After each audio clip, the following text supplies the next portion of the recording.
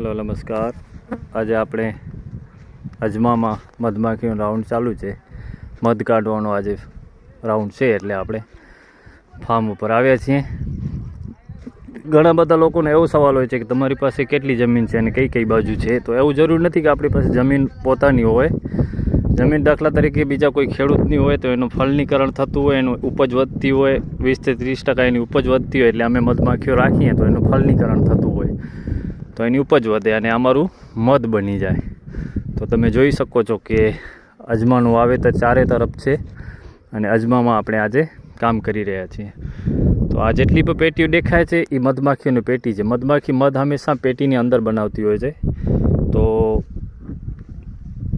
જ્યારે મધ બની જાય ત્યારે એમાંથી ફ્રેમમાંથી તમને બતાવું કે એવી રીતે ફ્રેમ ગોઠવેલી હોય અને ફ્રેમમાંથી આપણે છંછોડી અને આવી રીતે સામે જોઈ શકો છો કે એક્સ્ટરડમમાં માણસો કામ કરી રહ્યા છે।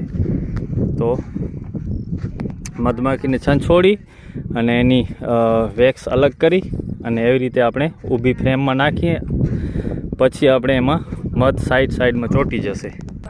હવે જે ફ્રેમોમાં મધ બની ગયો છે એને આપણે આવી રીતે છંછોડી નાખીએ, મધમાખીને છંછોડી નાખવાની અને જે મધ બની જાય પછી આમાંથી અનસીલ કરવાનું। અનસીલ કરીને પછી આમાં ડ્રમમાં નાખવાનું। ડ્રમમાં જે મધ હોય એ સાઈડમાં આપણે ચોંટી જાય અને પછી નીચે નળ લાગેલું છે, એમાં જાળી લાગેલી છે। હવે આટલો બધો મધ રાઉન્ડમાંથી નીકળી ગયો છે।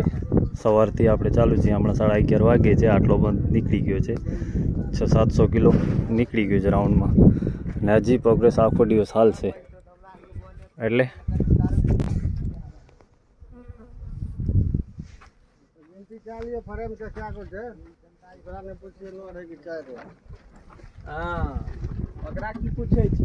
अपना गन का तू झाड़ का बुरुस मार कर दिए, तू झाड़ का दिए एकरा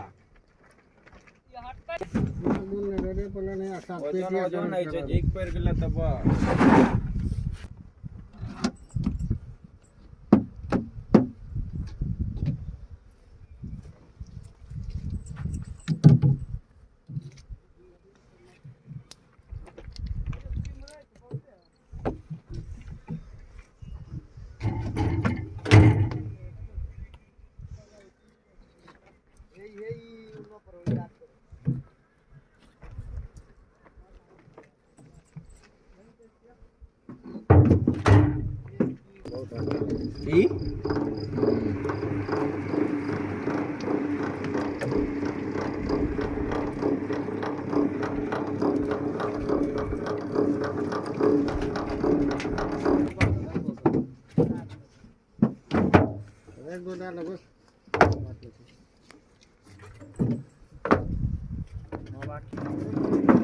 હવે આવી રીતે ફરાય ને પછી નીચે જાળી લાગેલી છે, પછી જશે અહીંયા આપણે આ નેટમાં લાગેલો બાલદીમાં ભરાય, બાલદી ગાડી અને પછી ડ્રમમાં આવે।